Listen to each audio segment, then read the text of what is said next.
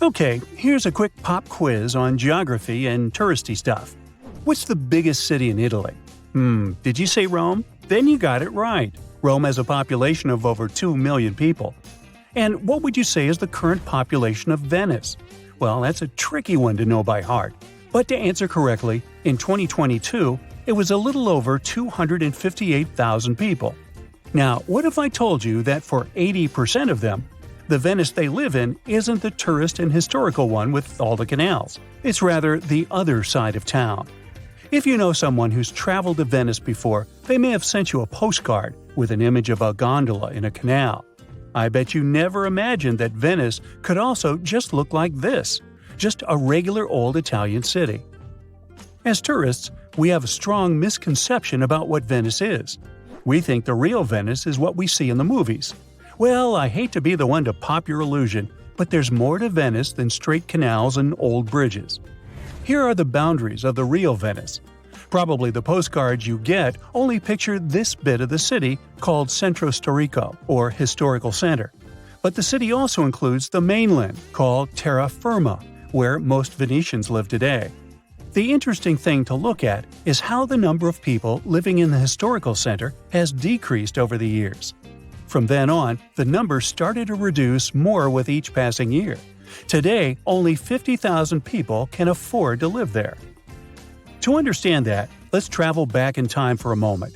Before Venice became an important Italian city, it was nothing but a fisherman's village. It was only around the 5th century that people decided to take a chance and build on the marshy ground of the Venetian islands. If you've ever wondered how Venice holds up, let's just say it's due to strong blocks of wood driven deep into the ground.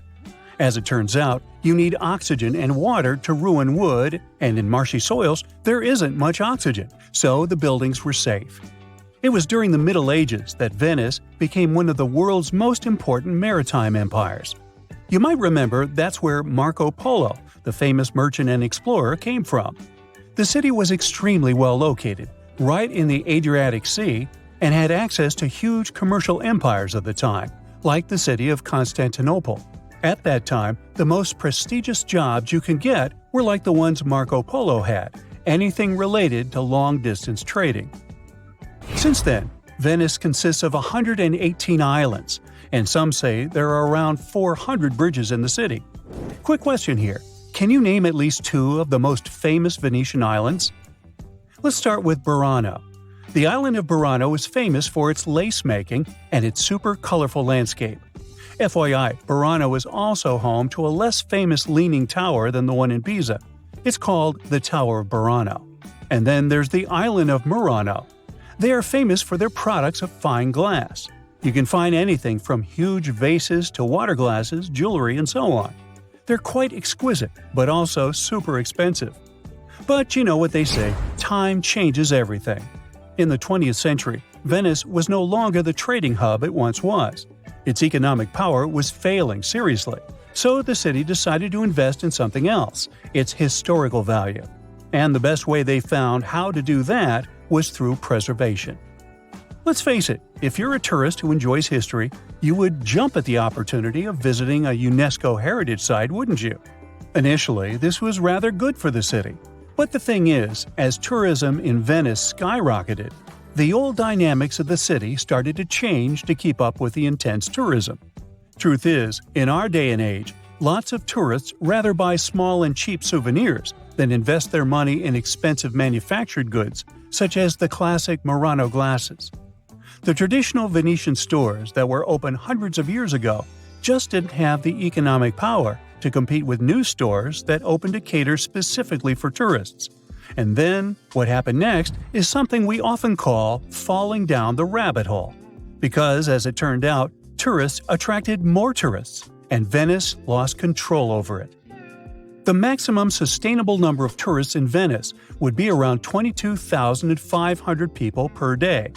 But in 2021, Venice saw up to 80,000 tourists per day in certain parts of the year. If you remember that there are only 50,000 people living in Venice's historical center nowadays, that almost means that tourists outnumber locals by 2 to 1. This is what gave Venice one of its current nicknames amongst the locals, which is a short-term city.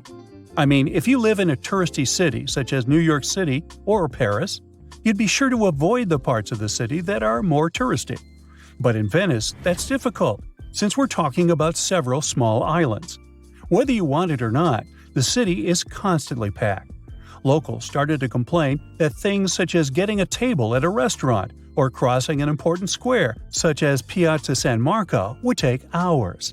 Not to mention that instead of normal car traffic, well, in Venice, you can experience some gondola traffic. But that's not even the worst that's been happening. As the number of tourists per year started to rise exponentially, so did the infrastructure to accommodate all these people. When landlords understood that they could make more money off of tourists than they could with locals, overall prices started to soar. That's why from the 1950s onward, fewer Venetians were able to continue living in the city's historical center. Landlords decided to more than double the prices of housing. So, a family that paid around 800 euros for their apartment now had to pay something around 1,500 euros to stay in the same place. And social services couldn't even do anything about it because there were so many similar cases happening all over the historical center. This may sound like something small, but when you stop to look at the big picture, it's changing the social fabric of the city. Yep, that's what usually happens in super touristy places. France is having to deal with a similar problem of over-tourism. France's Ministry of Tourism has concluded that tourists are spending less money, yet over-exploiting the classic tourist landmarks. Cities are made up of much more than just buildings and infrastructure. As urban sociologist Georg Simmel said, cities need to be heterogeneous, and by raising the prices of rent so much, the first ones to be kicked out of the city were the younger generations. After that, only well-established elderly people could afford to stay in the city center.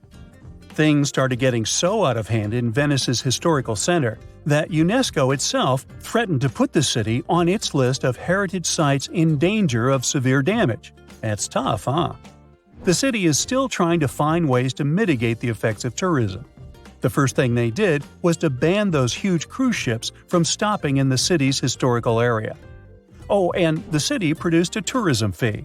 Normally, anyone sleeping in the historical center already pays a fee. But nowadays, tourists have to register their entry and pay a daily fee for exploring the main island. The profits from this fee are directed toward making life in Venice's city center more affordable. Hopefully these policies will allow Venetians to move back to Venice's city center. Ciao! You're driving on a long road to Central Australia, about 527 miles north of Adelaide. Suddenly, you spot these mysterious sand pyramids popping up. The landscape around them is like something out of a post-apocalyptic movie. Just endless salmon-pink dust and the occasional stubborn shrub. As you keep going, you'll come across these random piles of pale earth scattered around. These are the first signs of Coober Pedy, a quirky opal mining town with about 2,500 people. These piles are waste soils from all the mining that's been going on for decades. But they're also a hint at the town's unique specialty, living underground.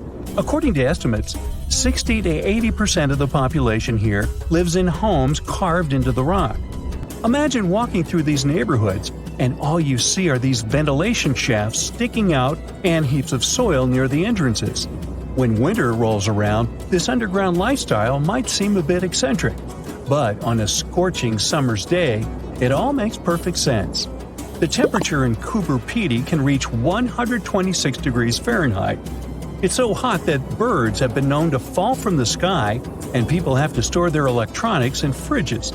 It's one of the hottest places on Earth, though the current record is held by Death Valley in California with its blistering 134 degrees. So, not to experience the heat that feels like someone is standing there with a blow dryer in your face, Coober Pedy dwellers have these awesome underground homes called dugouts. Some of them are hidden behind regular-looking small buildings. Living underground in Coober Pedy is a smart move for a few reasons. For example, it's always a comfortable 73 degrees down there, while the folks above ground are sweating buckets in scorching summers and shivering in freezing winters. The subterranean dwellers enjoy a perfect room temperature all year round. Living underground also saves some serious money. Coober Pedy generates its own electricity, mostly from wind and solar power. But running air conditioning above ground can cost an arm and a leg. Imagine paying a fortune just to keep cool when it's over 122 degrees Fahrenheit outside. No thank you. That's why living underground is a game changer. It keeps your energy bills in check. Now, let's talk money. Underground homes in Coober Pedy are surprisingly affordable.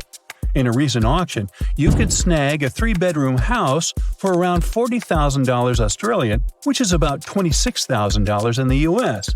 Sure, some of these homes might need a little renovation, but it's a steal compared to regular prices in Australia. Living underground also means saying goodbye to pesky insects. Flies take one look at the entrance and decide they'd rather stay in the sunshine. Plus, there's no annoying sound or light pollution to disturb your peace. Dugouts might even protect you from earthquakes. The vibrations and rumblings just pass through without causing a fuss. Residents of Coober Pedy say they've experienced a couple of quakes and didn't even flinch. Of course, the safety of underground structures during seismic activity depends on their size and complexity. It may seem that building houses underground is a big deal, but making dugouts in Coober Pedy is easy. The rock there is like butter, so soft that you can scratch it with a pocket knife or even your fingernail. Back in the 60s and 70s, the people in Coober Pedy decided to expand their homes just like they did with their opal mines. Some lucky ones didn't even have to dig much because they started off with abandoned mine shafts. Nowadays, they've got fancy tunneling machines that can dig up to 6 cubic meters of rock per hour. That means you could have your very own dugout in less than a month. But hey, don't think that digging by hand is out of style. When these residents need more space, they just start hacking away. And sometimes these renovation projects make them some serious money. One guy found a massive gem sticking out of his wall while installing a shower, and a local hotel struck opals worth $1.5 million while building an extension. Also, the sandstone in Coober Pedy is so strong that you don't even need support. That means you can create huge rooms with lofty ceilings in any shape you want, without using any extra materials. These locals are living the high life with underground swimming pools, game rooms, fancy bathrooms, and swanky living rooms. One person even described his subterranean crib as a freaking castle, complete with 50,000 tumble bricks and arched doorways to every room. Seems like there are only pros, huh? Well, there's a major challenge when it comes to underground structures: dampness. Most rock dwellings that humans have inhabited are found in dry areas, from the impressive towers and walls at Mesa Verde in Colorado, where the ancestral Pueblo people lived for over 700 years, to the stunning temples and palaces carved into pink sandstone at Petra in Jordan. But dampness is not a problem in Coober Pedy. This place only gets an average of less than 1/2 inch of rainfall per month during the summer. For comparison, building underground in wetter areas is a whole different story. Waterproofing the original London Underground tunnels, built back in the 19th century, was quite the challenge. They had to wrap each tunnel in layers of brick and generously coat it with bitumen. But nowadays, they have more modern methods. However, even with all those precautions, black mold still manages to make an appearance.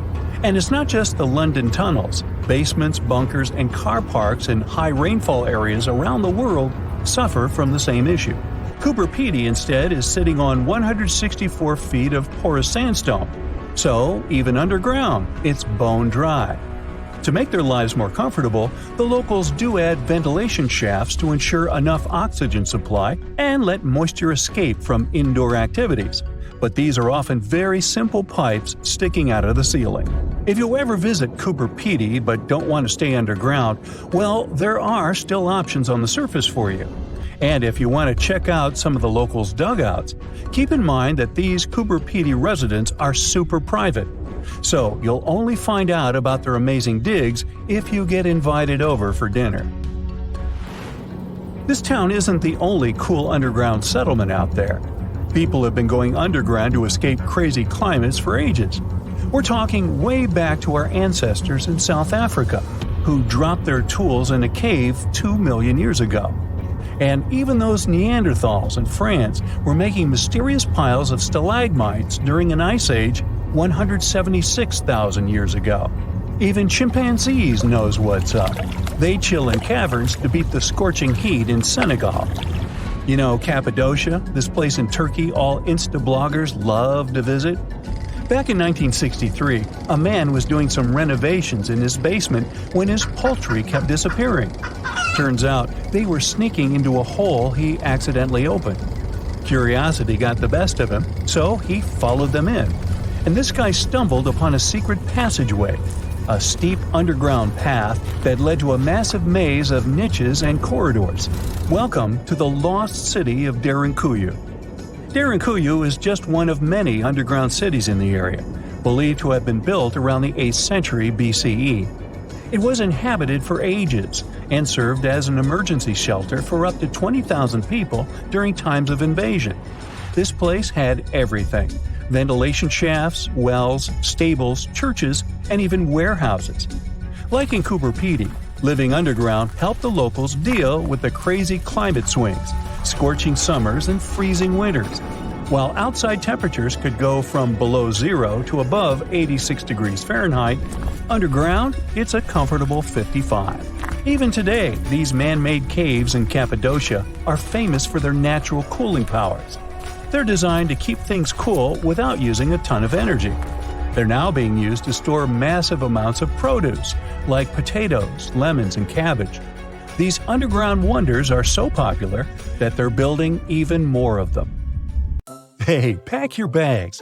We're going on a trip to visit 5 special regions on Earth. They're called blue zones, the areas where people seem to live longer than average. Let's see what makes them special. Our first stop, the charming villages in Sardinia, Italy. This region was the first to get the Blue Zone badge. Here, researchers found a surprising number of men who crossed the 100-year-old mark. What makes this even more impressive is the fact that, on average, men tend to live less than women do. Locals, mostly shepherds, walk an impressive 5 miles across mountainous terrains each day. As for the diet, it's made out of mostly plant-based foods. What's truly beautiful about this place, though, is its deep-rooted family culture, where elders are respected and loved. People in Sardinia believe their senior citizens are an essential part of the community. They understand that with age comes knowledge, so Sardinians treasure the wisdom that their elders provide, from farming tips to philosophical life advice. Seniors in Sardinia aren't just respected, they're also actively involved in day-to-day tasks. They're encouraged to lend a hand around the house, whether it's gardening, cooking, or taking care of the kids. In these communities, 2 or 3 generations often live together under the same roof, supporting each other. Even if the elderly move out, their families make it a point to check on them daily. Mealtime is also a family affair, with lunch being the most important. Just imagine a large table filled with homemade pasta, fresh salad, and a variety of cheeses. Most people come home from work to enjoy this hearty lunch with their families. Dinner, on the other hand, is lighter and served late in the evening. Simplicity and freshness are the heart of Sardinian cuisine. They don't overload their dishes with too many ingredients. Next, we fly to Okinawa, Japan, a place that boasts some of the world's longest living individuals. The people here live by the Japanese concept of ikigai, which means finding a purpose in life that benefits not just oneself, but the environment too. Another unique tradition is moai, which promotes strong social networks developed from childhood. They provide lifelong emotional and financial support for people in the community. In this Asian region, food does more than just fill one's tummy. Locals believe food can nourish not only your body, but also the spirit. Their language also shows us this appreciation for a good diet. They even have a special word that translates to "food is life's medicine." What do they eat, you might wonder? Loads of superfoods. In this Okinawan diet, some of these superfoods, like sugarcane or turmeric, are naturally grown, while others are cooked or even fermented. One such superfood is the goya, also known as bitter melon. This weird-looking fruit has a lot of vitamin C, iron, and potassium. You'll often find it in Okinawa's signature dish, a stir-fry. We all know having a positive mindset is just as important as feeling good in your body, right? Well, life in Okinawa is pretty chill. They've got a treasure trove of words that also reflect this laid-back lifestyle. Japan may be famous for its precise timing, but in Okinawa, they prefer to cherish the moment and live life at a more leisurely pace. Locals always help each other out, and they steer clear of superficial interactions. The people they invest in are their friends for life. Our next destination? Loma Linda, California, in the United States, where some individuals outlive their American counterparts by about 10 years. A large number of residents follow a plant-based diet, rich in grains, nuts, and legumes. Some also refrain from eating red meat, shellfish, refined foods, and caffeine. Caffeine? Wow! They also steer clear of unhealthy habits and maintain an active lifestyle well into their old age. How? By making exercise a part of their routine, almost 5 days every week. Exercise is our natural shield against many health conditions. But how much do we need to work out to become healthier? Science says it's enough to stick to the basics. Engage in medium-paced activities for up to 5 hours per week. It might earn you some extra years. But the recipe for a long life doesn't end there for Loma Linda citizens. The community spirit here is strong too. Most people here have the same routines and preferences, which makes lifelong friendships easier. People here also love lending a hand and volunteering. They also have a variety of clubs to join if being a volunteer is not your thing. As the sun sets on Fridays, the city puts itself into airplane mode. Residents disconnect from their work, social media, and even their TVs. The pots and pans get a day off too, as they prep their meals early on Friday. That's because Saturday is the day to relax and rejuvenate in Loma Linda. From the U.S., let's head south to Nicoya in Costa Rica. The people here don't have particularly lavish lifestyles, but they do enjoy one of the highest life expectancies globally, 85 years on average.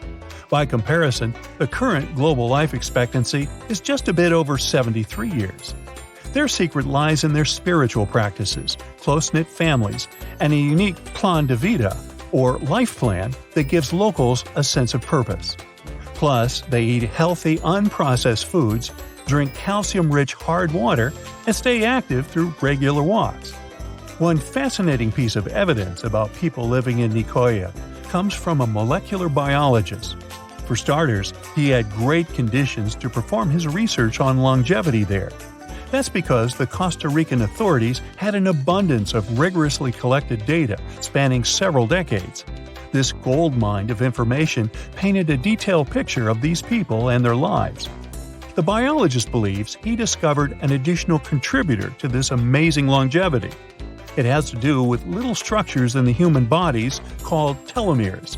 Picture them as tiny DNA caps at both ends of our chromosomes, safeguarding our precious genetic information.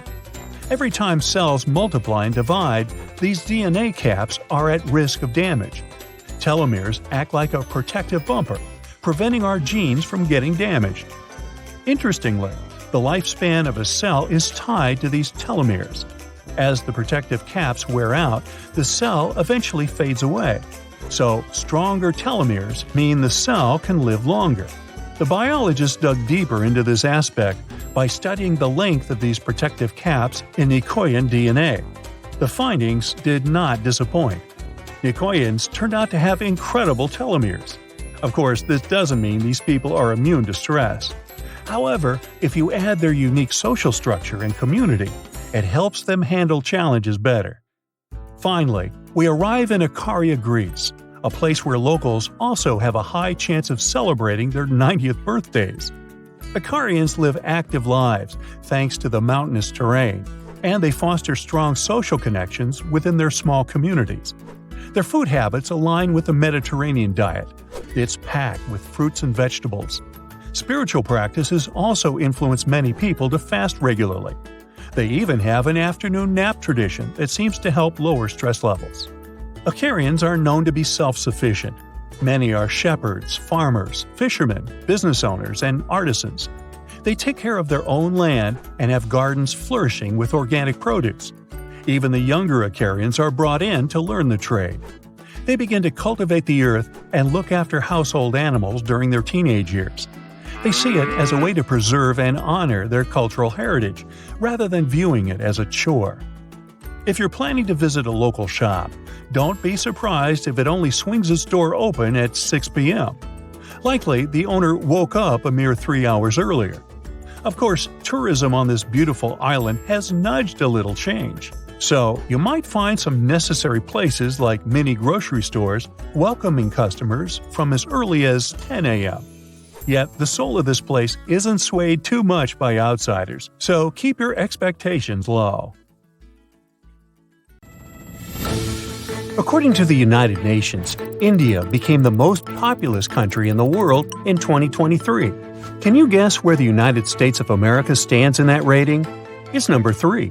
And America is the 4th largest country in terms of size. It takes up some 6% of Earth's landmass. Plenty of space for 335 million people who live there, right? No need to squeeze them into one region. Well, not quite. The population of the U.S. is distributed pretty unevenly. Let's draw a line right through the middle of the country.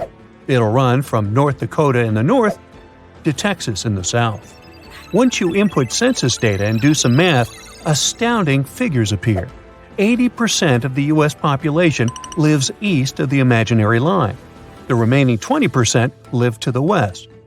That's just 1 in 5 Americans. We're talking about large metropolitan areas, such as Los Angeles, San Diego, and San Francisco. You don't believe me? Just look at a satellite map of the U.S. at night. The right part is shining pretty bright, right? But why? Why is there such a huge imbalance in population? Simply put, history and geography. The East Coast is the place where the U.S. became independent in 1776. These are the original 13 colonies. Soon enough, settlers started spreading westward. One important milestone was the Louisiana Purchase. Today, this region is mostly what we call the Midwest.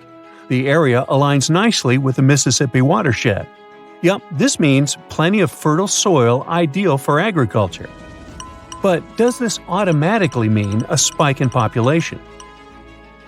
The demographics of the U.S. reveal that a majority of its citizens live either on the east or the west coast.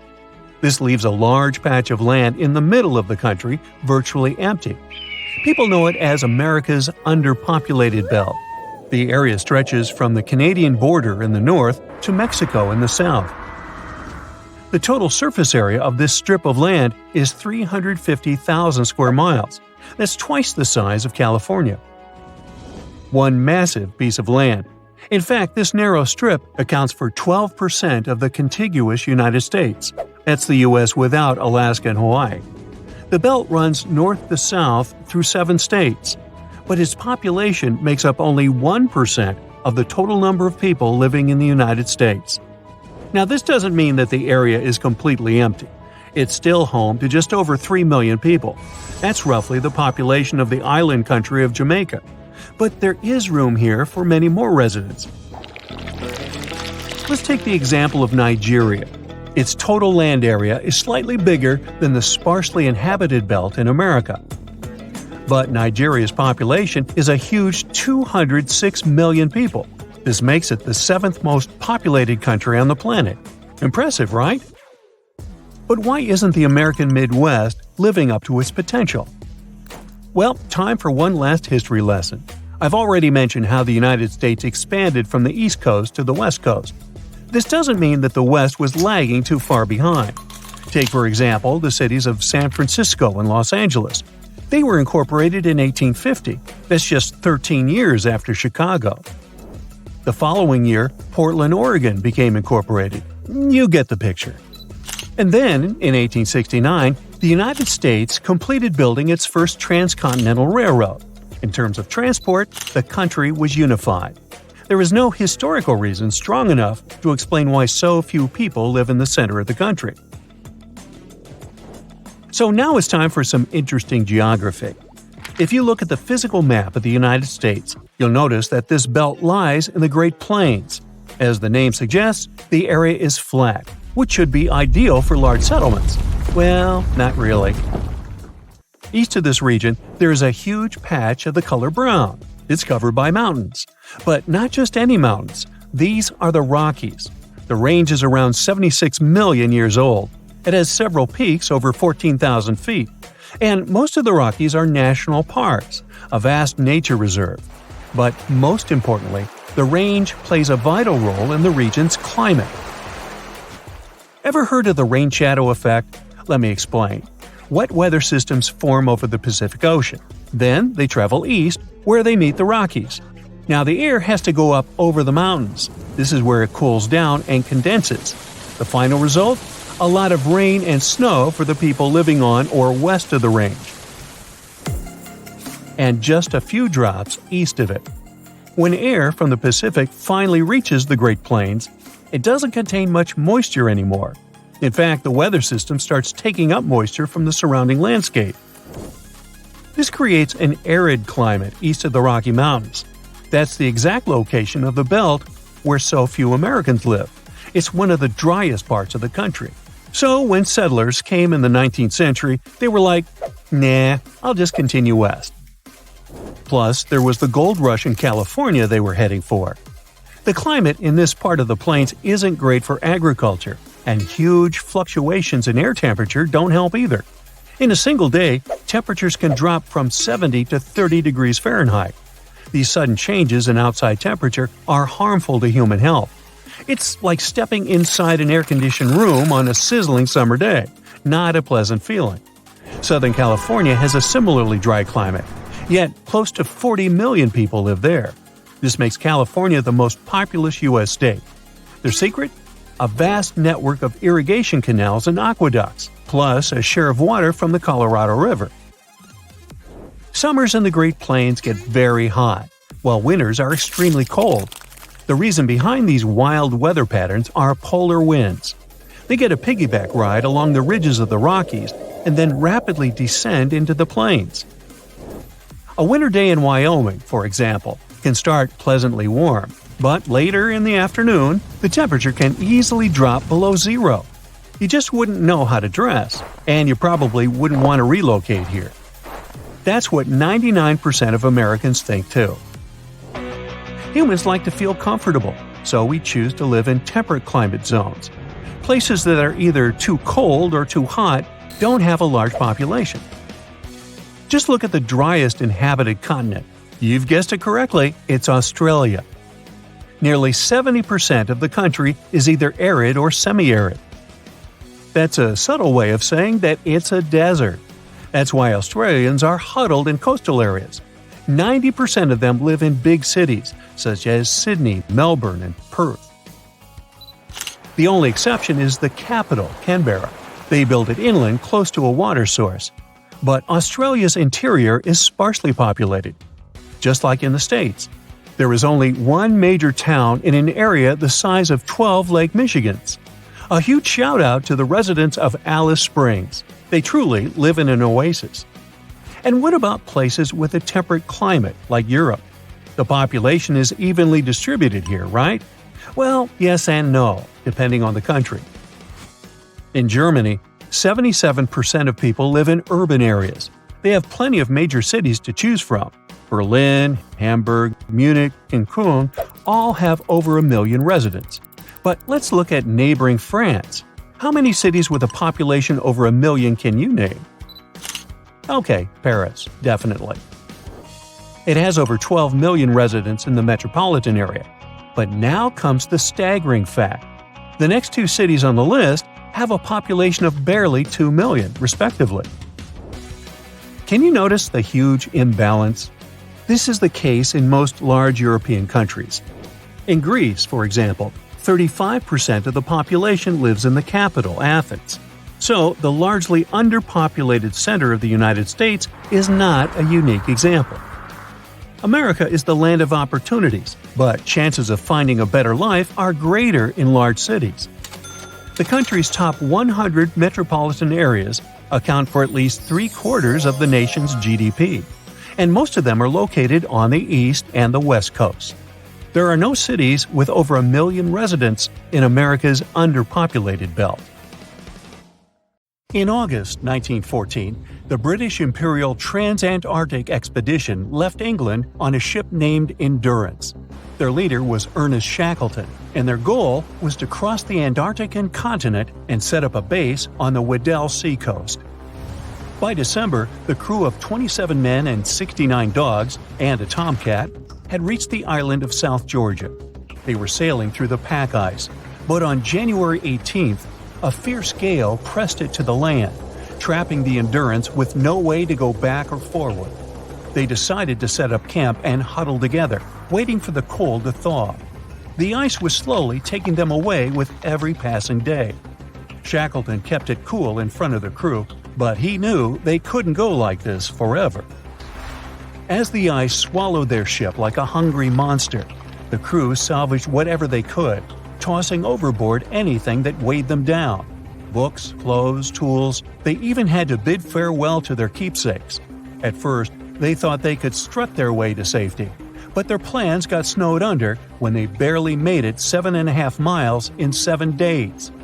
Shackleton decided to camp out and try their luck again when the weather was less moody. Finally, a glimmer of hope appeared on the horizon. On April 7, 1916, the crew saw the majestic snow-capped peaks of Clarence and Elephant Islands. The ice opened, and they knew it was time to boat. But the ocean wasn't any friendlier. It threw freezing water in their faces and played with the boat like a beach ball. They were completely exhausted, but kept rowing until they reached Elephant Islands 6 days later. It was the first time in 497 days that they set foot on dry land. But their troubles were far from over. The chances of anyone stumbling upon them out there were as slim as a needle in a haystack. So Shackleton and 5 other crew members got in a lifeboat named James Caird and set sail on a mission to find help 800 miles away. For 16 days, they were struggling to get through the waves and winds. Just when they thought they had made it to safety, they landed on the wrong side of the island. 3 crew members geared up and climbed mountains, slid down glaciers, and followed a path no human had ever dared to tread before. Finally, after 36 grueling hours of hiking, they arrived at the whaling station, Stromness Bay. How they survived this journey remains a mystery. Shackleton answered this question in his journal entry, saying that he felt like it had been 4, not 3 of them, on that perilous hike. It felt like there had been some sort of guardian spirit watching over them and helping them overcome all the hardships. Famous American English poet T.S. Eliot dedicated a poem, The Wasteland, to that apparition of a person later. But was it really some spirit or a misfiring of their brains, which were super stressed and tired after what they had been through? Now, psychologists use the third man syndrome or third man factor term to describe a situation in which an unseen presence gives comfort or support during traumatic experiences. John Geiger spent 5 years collecting tons of stories of people helped by an unseen spirit and published a book called The Third Man Factor: Surviving the Impossible. Adventurers, sailors, pilots, they all shared comparable stories of how a mysterious presence had saved their lives when they needed it the most. The author mentioned there could be several explanations for this phenomenon. Scientists managed to recreate the sensation of a companion standing beside a lonely person in controlled lab environments through neural stimulation, but it didn't give the same feeling of an active and intelligent presence as real-life encounters. Geiger suggests that the third man syndrome could be a coping mechanism. Our minds make up a comforting companion to help us endure some hard circumstances. Or perhaps there could be a switch in the brain that activates at pivotal points during our life. For Geiger himself, authoring the book became a way to cope with the loss of his son. In the solitude of his study, the author experienced an inexplicable sensation. Someone else was present. The book sparked interest in the syndrome and inspired some further books and movies. The most famous of them is Gravity. And we can all agree that when Tom Hanks was a castaway, The volleyball he named Wilson offered him company and support. Real life also has some pretty impressive stories, like that of Frank Smith, a fearless explorer who almost reached the mighty peak of Mount Everest. As the conditions worsened, one by one, Frank's hiking group gave in because of snow, wind, ice, and low oxygen levels. But Frank pressed on, pushing his limits. He was just a mere 1,000 feet from the summit when reality came crashing down and he had to accept defeat, descending back down the mountain. On his way down, the climber pulled out a mint cake from his pocket and instinctively held it out for his hiking buddy. Only there was no one there. He had been hiking solo for hours. Frank confessed that throughout his lonely climb, he felt an uncanny presence, like a mysterious hiker by his side. It was so real that he felt no loneliness at all. James Savigny, then a 28-year-old mountaineer, was climbing in an isolated part of the Canadian Rocky Mountains. Suddenly, an epic roar echoed through the mountains. It was an avalanche coming. And just like that, he was airborne, hurled 2,000 feet below in a snowy whirlwind. When James regained consciousness, he thought he wouldn't make it out of the snow alive because of the many injuries he had. But then, out of nowhere, the mountaineer felt a mysterious presence right behind him and heard a voice urging him, "No, you can't give up. You have to live." Nobody knows where that voice came from. It was like a whisper in the wind, but it was as real as it gets. Savigny didn't believe in spirits and the like, didn't have an explanation for what had happened to him. He later remembered it sounded like a female voice, warm and nurturing. It gave him clear instructions to put on the jacket, to get water. James didn't question the commands, he just followed them. The voice led him through the valley into his campsite. There, he saw 3 people skiing and asked for help. At that very moment, the voice had left him. It turned out one of the people he had run into was a mountain guide. Another was an elite cross-country skier, and the final person was a nurse. There couldn't have been a better combo to help him. 2 years after the incident, Savigny couldn't talk about it without crying. He was positive that he wouldn't have made it out alive but for the voice. When you have to deal with an extreme environment and struggle for your life, your brain takes center stage as the ultimate survival superstar. It turns into a treasure trove of outdoor know-how, from rubbing sticks to start a fire to crafting a cozy snow shelter. It's got all the handy skills stored up. Intuition and judgment join in to guide your life-saving decisions. Even fear can be useful in such situations. There's a tiny region in the brain called the amygdala, our emotional hotspot.